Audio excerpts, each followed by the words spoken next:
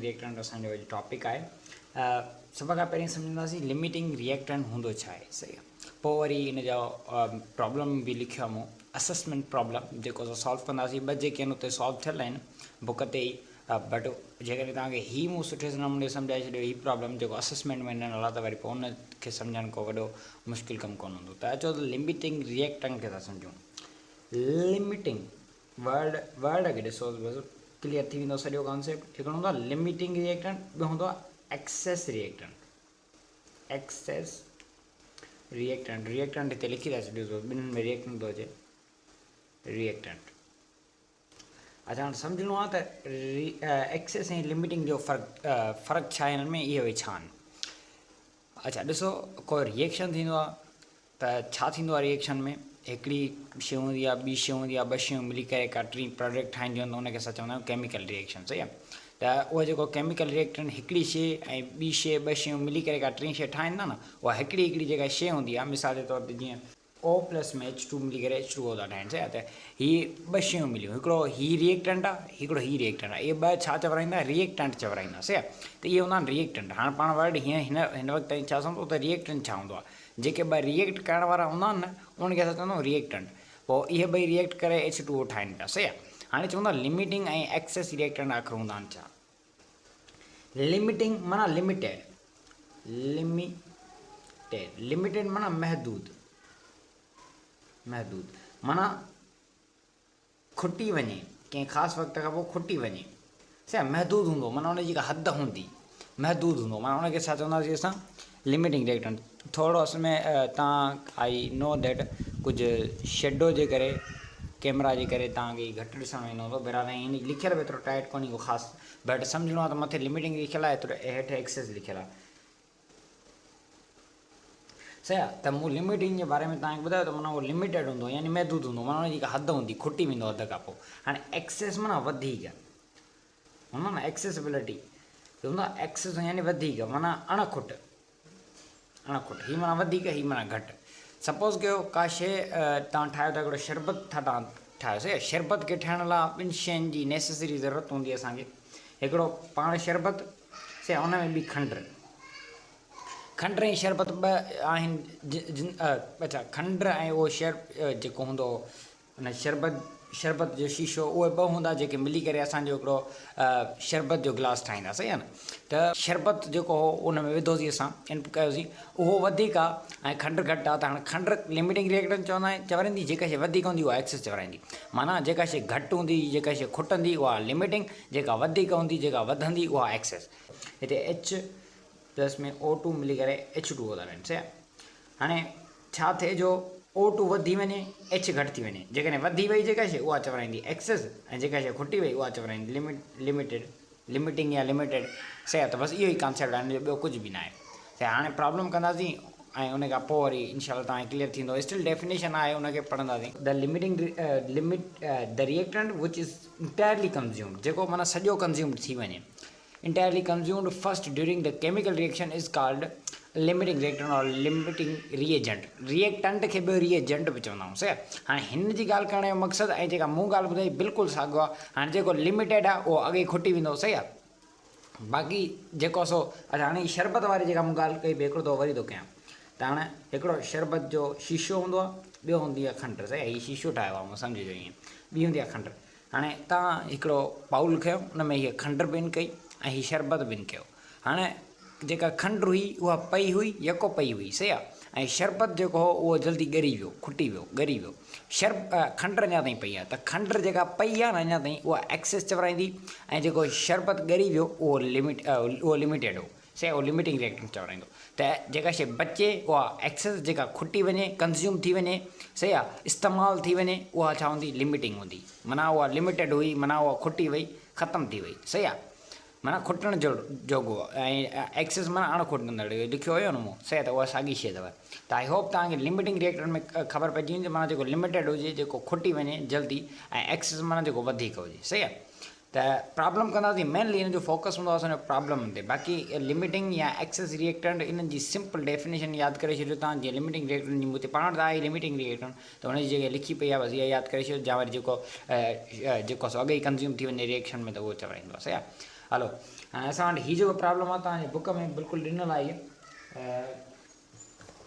जेका तव्हांखे मां बुक जे थ्रू ॾेखारियां थी।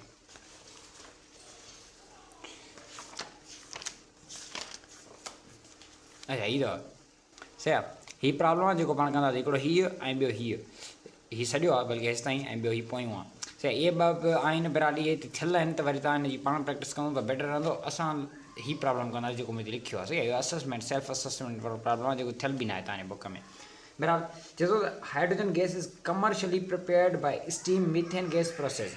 जेका हाइड्रोजन गैस हूंदी आहे न, उहा असां प्रिपेयर कंदा आहियूं स्टीम ऐं मीथेन गैस जे प्रोसेस जे थ्रू। स्टीम मीथेन गैस हिकिड़ो प्रोसेस आहे उनजे थ्रू, जंहिंमें स्टीम प्लस में मीथेन गैस ॿई इस्तेमालु थींदा आहिनि। पोइ असां छा था प्रोड्यूस कयूं, उन मां हाइड्रोजन गैस प्रोड्यूस था कयूं, या प्रिपेयर था कयूं, या वरी ठाहियूं था। सही आहे, त इहा त माना हिकिड़ी हिन इंट्रो ॿुधाए छॾियो, जेका शइ अंदरि हेठि ॿुधाए थो मेन उहा आहे। सही आहे, त हिकिड़ो रिएक्शन लिखियो आहे उहो हिते। हाणे हीअ CH4H2O वरी हीट अप था करायूं उन्हनि खे, त वरी असां वटि CO प्लस में 3H2O थो मिले। सही, 3H2 थो मिले। त हीअ जेको हीअ मिलियो आहे न, हीअ असां हिन खे प्रिपेयर करण लाइ इहो सॼो रिएक्शन कयूं था। चए थो if a mixture of 28.8 gram methane and 14.4 gram steam is heated in a furnace हूंदो, को बाउल वग़ैरह हूंदो, एट एलिवेटेड टेम्परेचर, कंहिं ख़ासि temperature to liberate carbon monoxide and hydrogen gases, determine the limiting. हाँ अच्छा, पाण खे मेन हाणे ॾिसो छा आहे, चए थो डिटरमाइन द लिमिटिंग रिएक्टेंट। सभ खां पहिरीं लिमिटिंग रिएक्टेंट डिटरमाइन करिणो आहे, and the mass of hydrogen gas produce. ॿ शयूं पाण खे करणियूं, हिकिड़ो लिमिटिंग रिएक्टेंट ऐं ॿियो छा, मास ऑफ हाइड्रोजन गैस। सही आहे, ॿ शयूं। अचो, पहिरियों तरीक़ो त हेठि थियो पियो आहे, तव्हांजे साम्हूं आई। हिन में छा था कयूं, सभ खां पहिरीं असां ग्राम्स जेके हिन जा आहिनि, C कार्बन 12 ऐं 4 16 हिते लिखिया। सही आहे, वरी हिन साइड ईंदासीं, H2 जा हिते 6 ग्राम्स 6 आहिनि त 6 लिखो। सही आहे, ऐं हेठि फाइंड करिणो आहे 28.8 मिलियल आहे, त फाइनल हीअ आयो एक्सेस रिएक्टेंट, ही लिमिटिंग रिएक्टेंट। बहरहाल हीअ कहिड़ो बि तरीक़ो आहे पंहिंजो, मां हिन तरीक़े सां बिल्कुलु बि न कराईंदुसि। सही आहे, हीअ जेको तरीक़ो आहे जस्ट मूं लिखियो आहे। हाणे तव्हांखे हीअ तरीक़ो सम्झ में अचे थो त हीअ तरीक़ो सिंपल तरीक़ो अथव, जेको पाण कयोसीं हिन में जेके प्रॉब्लम्स वग़ैरह कयासीं उन्हनि में। बहरहाल जेकॾहिं तव्हांखे सम्झ में न पचे थो, को मसलो न आहे। हिन तरीक़े में थिए छा थो, जेको हिन जो आहे न जेको असो मास, त हिते हिकिड़ो मोल सम्झंदा आहियूं, बाक़ी हिन जो जेको मास आहे उहो लिखियो अथव हिते क्वेश्चन में। सही आहे, इक्वेशन में, बल्कि हीअ जेका इक्वेशन आहे हिन में, ऐं हिन में छा कयो आहे, 3 टिडू 6 ॿ हिते अथसि, 3 टिडू 6 कोफिशिएंट मल्टीप्लाई कयो त 6 ग्राम्स अची विया। हिन जा 28.8 हिन में क्वेश्चन में ॾिनल आहिनि। ॾिसो हिते मीथेन जा क्वेश्चन वारा हिते लिखिया। हाणे चए थो बाक़ी determine the mass of hydrogen gas produce mass find करिणो आहे, त एक्स करे छॾियो हिते। हिनखे हिन सां कयो, हिन सां कयो, एक्स इज़ इक्वल टू हीअ 16 अची विया, 16 100 हेॾा मल्टीप्लाई हिते मल्टीप्लाई करे हिन डिवाइड कंदो, हीअ पाण में रखियासीं, त फाइनल 10.8 छा जो एक्सेस रिएक्टेंट आयो। सही आहे, बराबरि। हाणे हिते एक्सेस रिएक्टेंट बि न अचणु घुरिजे। हीअ आयो छा, मास ऑफ H2 आयो। वरी असां ॿिए दफ़े कयूंसि था हिनखे, त वरी असांजो लिमिटिंग रिएक्टेंट आयो। बहरहाल पाण खे हिन तरीक़े इस्तेमालु ई न आहे करिणो, हिन खे तव्हां स्किप कयो। जेकॾहिं तव्हांखे सम्झ में अचे थो तॾहिं ठीकु आहे, न आयो तॾहिं को मसलो न आहे। अचो त मेन तरीक़े ते था अचूं, जंहिंजे थ्रू तव्हांखे मां प्रॉब्लम कराइण वारो आहियां।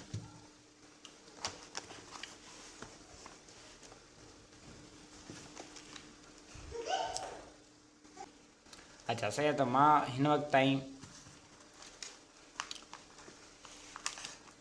हिकिड़ो मिंट, हीअ मां हिनखे सोलो इन करे पियो कयां जो पाण खे तव्हां इंफॉर्मेशन खपे हिन जी। सही आहे, त इन हवाले सां हिनखे थोरो सेटल डाउन कयूंसि, पोइ वरी यको हल कयूं। अच्छा हाणे सही आहे, हिते बसि ओके आहे। हाणे छा करिणो आहे पाण खे, हीअ हिकिड़ो रिएक्शन आहे। सही आहे, पाण खे फाइंड करणियूं आहिनि ॿ शयूं, हिकिड़ो लिमिटिंग रिएक्टेंट,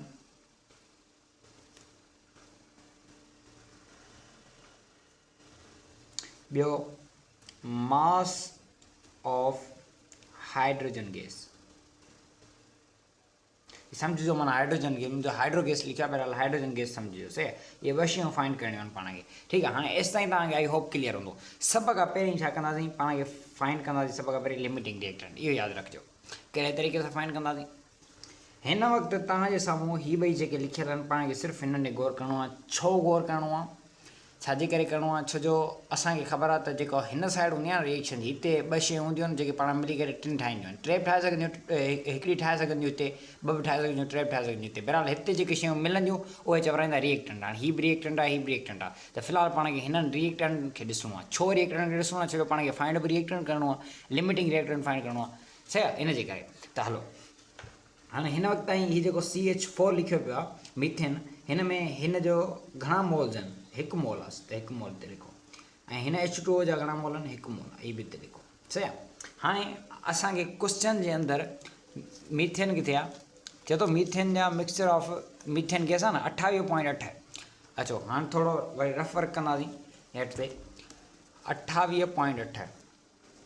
28.8 अपॉन में मीथेन गैस आहे न C12 ऐं 4, हीअ घणा थिया? 12 ऐं 4 16, 16 हिते रखोसि, पॉइंट हिकु दफ़ो हेॾां वई त हेठि 0 वधी वियो, त 288 अपॉन में 16, 288 खे 16 सां तव्हां हल कंदव जॾहिं, त तव्हांजो जेको आंसर ईंदो दैट वुड बी 1.8।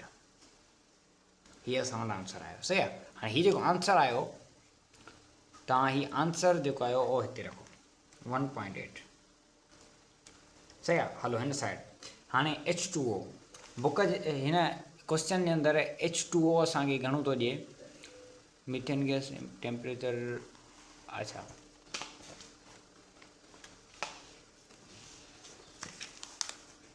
चए थो स्टीम घणा? हीअ ॾिसो हिते 14.4 स्टीम इज़ हीटेड। हाणे स्टीम छा आहे? बाफ़, इहो वाटर ई अथव, सही आहे, 14.4 वाटर आहे।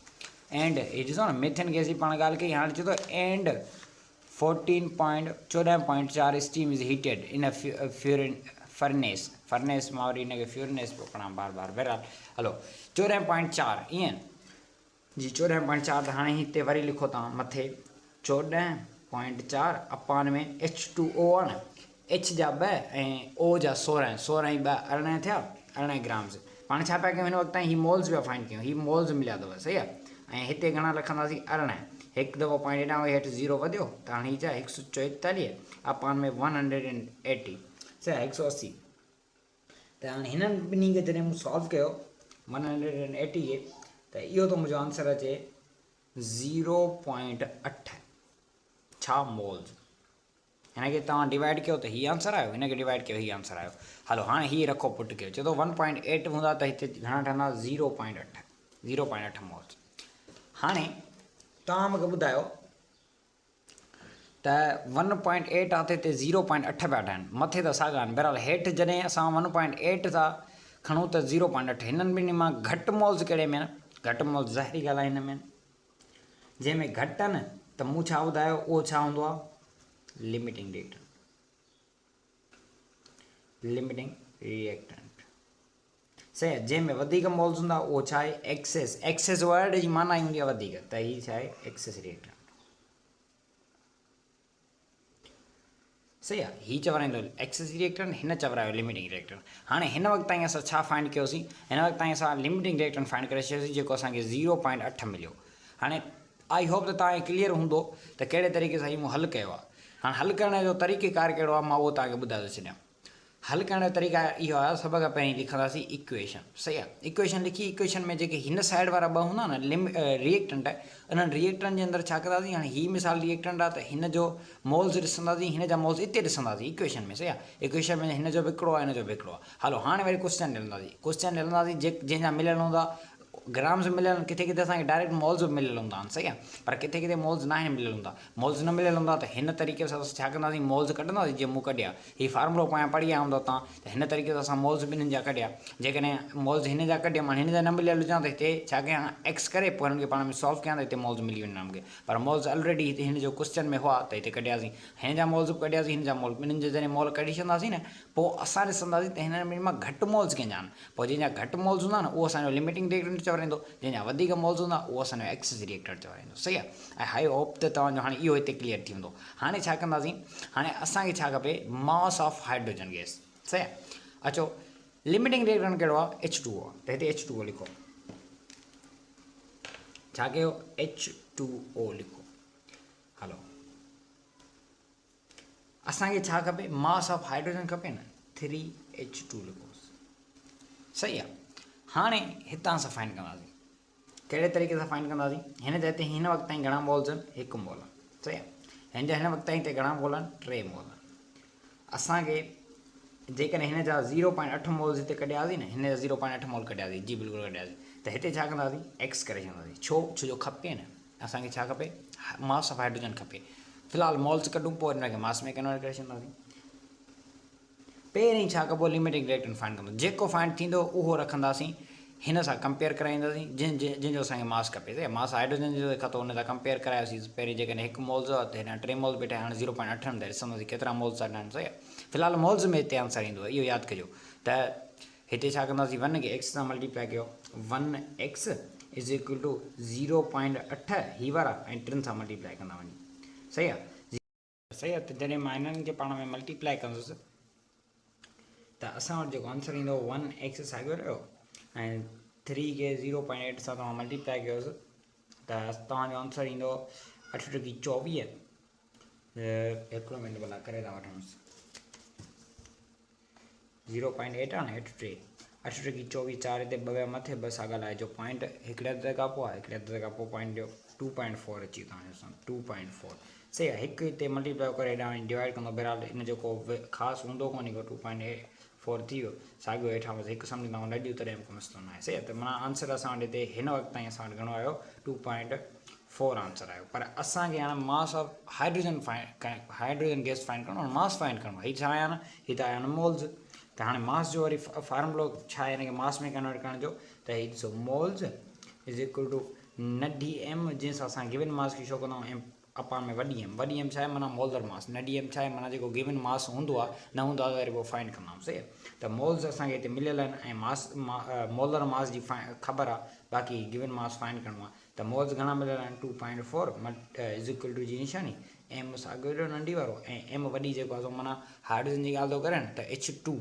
हिते 3 न खणंदासीं गॾु छाजे करे न खणंदासीं इहे त मोल्स आहिनि इहे कीअं खणंदासीं हाणे ॾिसणो आहे त हिन जो हिते एटॉमिक मास छा आहे या जेकॾहिं हिते हीअ एटम आहे त हिन जो एटॉमिक मास छा आहे जेकॾहिं हिते कंपाउंड आहे त हिन जो मॉलिकुलर मास छा आहे त हिते या फार्मूला मास छा आहे त हिते हिन जो जेको हीअ पाण में हिकिड़ो H2 गैस आहे यानी मालिक्यूल आहे हिकिड़ो हिन जो जेको मॉलिकुलर मास आहे उहो 2 आहे छाजे करे 2 आहे हिते 2 लिखियो पियो आहे असांखे ख़बर आहे हिन में ई ख़बर पइजी पई वञे त हिते 2 रखो तव्हां सही आहे हाणे हीअ हिते 2 छा पियो करे हिन सां एम सां डिवाइड पियो करे होॾां वञी छा कंदो मल्टीप्लाई कंदो त 2.4 multiply by 2 is equal to एम मिली वेंदी 2 खे 2.4 सां मल्टीप्लाई करे ॾिसोसि हिते थोरो 2.4 मल्टीप्लाई 2 1 चौं 2 चौं 8 1 2 4 पॉइंट हिकिड़े हथ खां पोइ पॉइंट हिकिड़े हथ खां पोइ ॾिसी छॾियो 4.8 इज़ इक्वल टू एम पर 4.8 छा ग्राम्स इहो यादि कयो त हाणे असांखे फाइनल हीअ घणा मिलिया 4.8 ग्राम्स मिलिया सही आहे त आई होप तव्हांखे क्लियर थी हूंदो त कहिड़े तरीक़े सां असांजो